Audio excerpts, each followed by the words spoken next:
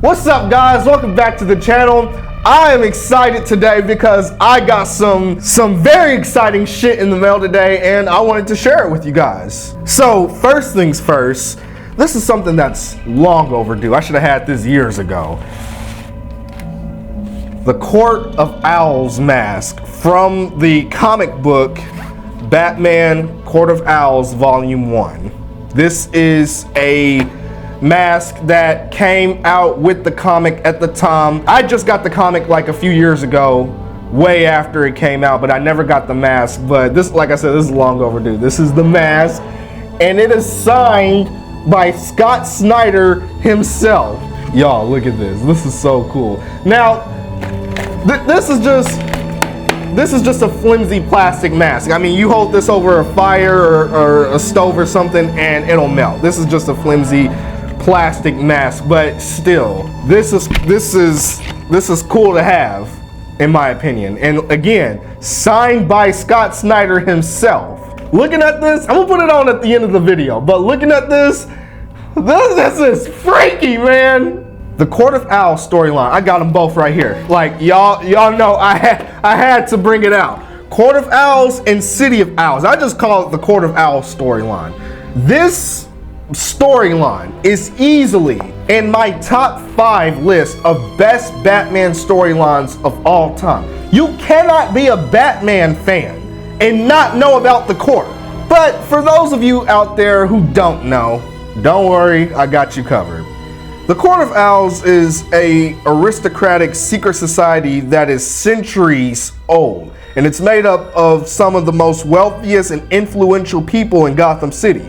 This group is embedded into the very architecture and history of Gotham. To carry out their interests, they developed a breed of highly trained assassins known as Talons. Anybody they wanted dead or erased, they would send out a Talon. But what's really crazy, that's not even the crazy part. Here's the crazy part. They also used Haley Circus to take children from there and train them to become future Talons. And what's insane is Dick Grayson was actually on their list to become a future Talon. But because his parents died and he left the circus to live with Bruce Wayne, the court was never able to get him.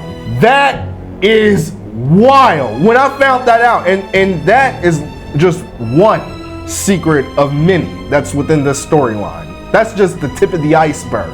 This essentially is a 2-part epic badass conspiracy story. One of Bruce Wayne's ancestors, Alan Wayne, tried to tell people about the Court of Owls and how they're living in our homes behind the walls. But people back then, they just thought he was crazy. No one listened to him. And then all of a sudden, one day, he just accidentally died. He literally fell down into a manhole, never to be seen from, never to be heard from again. Coincidence? I think not. That's who this group is. One of my favorite moments from this story is when Batman is investigating and he finds out that the court is real and that they have secret rooms and buildings all over the city. And he tells Alfred to dig up Alan Wayne's crypt because he was right. The Court of Owls is real and they're in our homes. They live behind the walls in some people's houses. One thing I really loved about this book, especially Volume 1 specifically, one thing I really loved was just the constant feeling of being watched. In this story, there's literally a part where Bruce is talking to Alfred in the Batcave, but we see it from the eye slits of Batman's cowl, as if it's suggesting that someone is watching them talk through the mask. Just little stuff like that. I love that. This 2-part story is very well written. The artwork, it's very gritty and dirty. I love the concept, the whole concept of the court and what they can do. And not only that, but also how they played into Bruce Wayne's childhood. I haven't played Gotham Knights, but I know that the Court of Owls is in that game. It's a whole thing. It looks cool from the stuff I've seen on YouTube. I like the masks. I really like the masks off the video game more than the comics. In the game, they're more inventive, and I feel they're more realistic. When you're talking about a group of rich people that is century years old, I mean, this group has been around since like the 1700s. When you're talking about a group of people, of families, different families in this group, you know, it's old people, old money, strong family lineages, strong reputations. I feel like the masks in the video game really portrayed that. Now, Batman vs. Robin, that movie was actually my first introduction to the whole Court of Owls storyline. And that movie was okay. I'll say it like this. It satisfies until you read the books. When I saw the movie, I loved it. The fight in the museum with the Talons ambushing Batman is one of my favorite scenes throughout the whole film. But when you compare the comics to the movie kind of sucks. I'm not gonna lie. This right here, this is like a Gordon Ramsay steak dinner. The movie is like a Salisbury steak TV dinner that comes with mashed potatoes and a little cup of corn. It borrows elements from the comics, but ultimately it doesn't even really compare. Not that much. It was more so focused on the relationship between Bruce and Damian, and the Court of Owls was used to push the Bruce and Damian narrative. It's an okay movie. I actually watched it last night and I reread the whole storyline just to prepare for this video, and then I watched the movie and I was like, oh, it's just okay when compared to the comics. It really doesn't got as much meat on it with the Court of Owls. Not nearly enough. So yeah, I got the Court of Owls mask. Here it is right here. And of course, I thought to myself, as long as I have the books and the mask, there's one other thing I gotta get. I mean, there's one other thing I have to get. And that would be a Talon figure.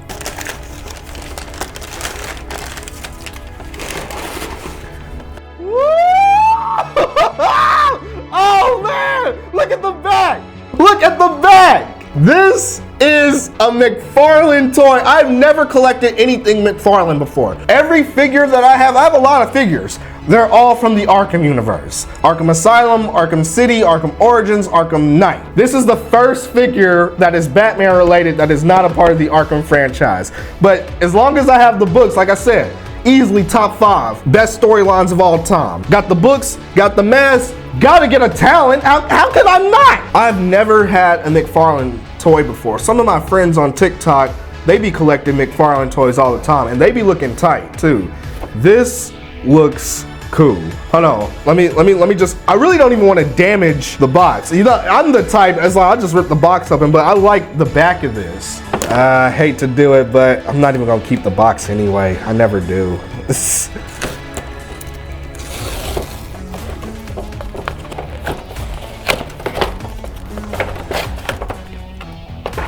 All right, y'all, here's a little close-up of everything as it is. There go the books.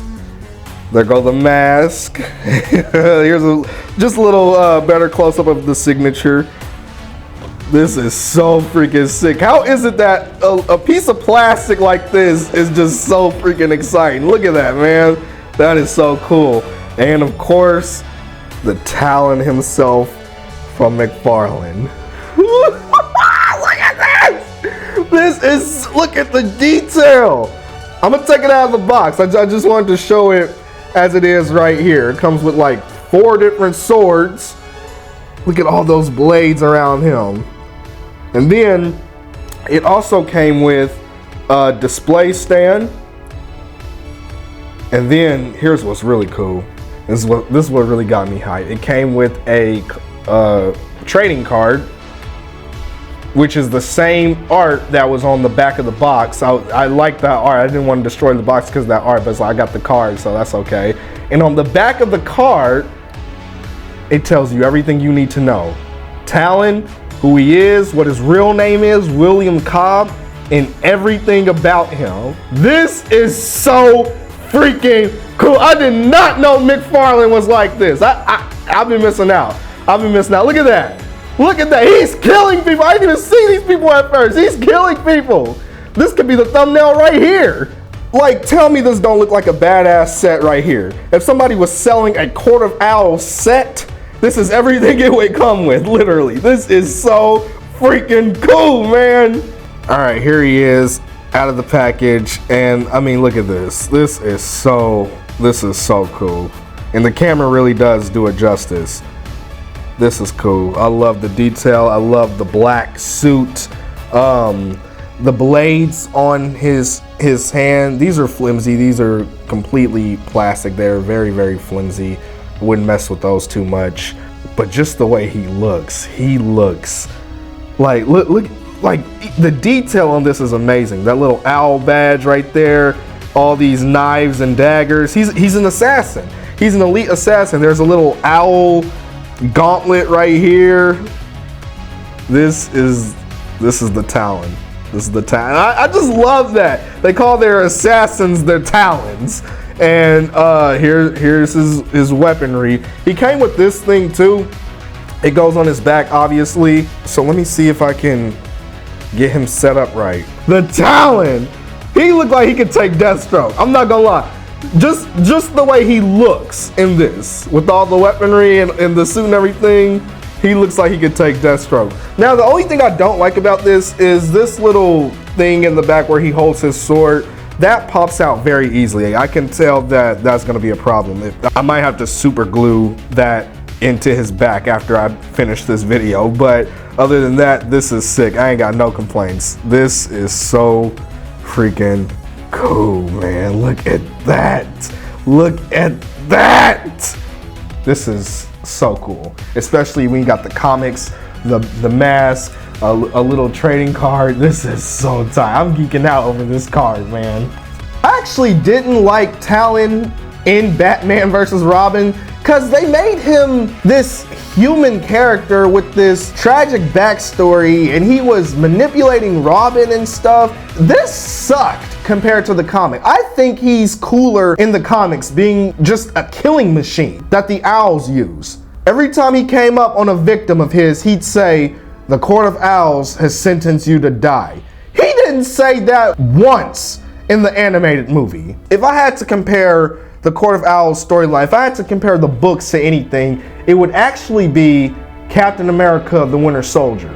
This movie is way closer to Batman Court of Owls and City of Owls. In this, you had Hydra, a secret society within the government that's almost 100 years old. And to carry out their interests, they use an elite super soldier assassin to kill people and erase people. And this secret society within the government has a list of people who might stand in their way they have marked for death.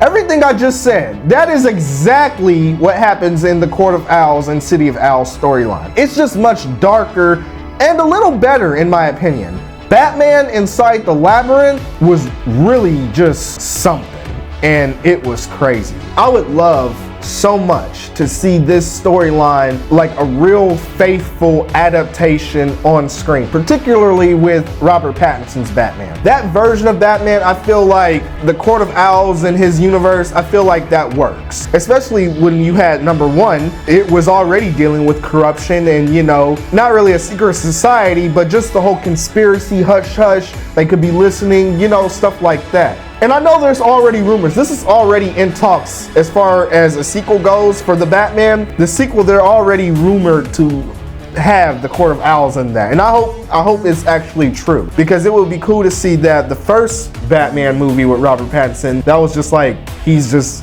scratching the surface of the corruption in Gotham City. And in the second movie, he takes on the Court of Owls. Guys, this was amazing. Let me do this before.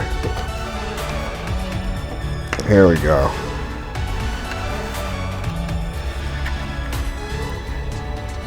Perfect fit too. Perfect fit too. Guys, this was my unboxing of the Court of Owls McFarlane figure and mask signed by Scott Snyder. If you like this video, please give me a thumbs up. If you're new here, be sure to subscribe. Thank you so much for watching, and I'll see you next time.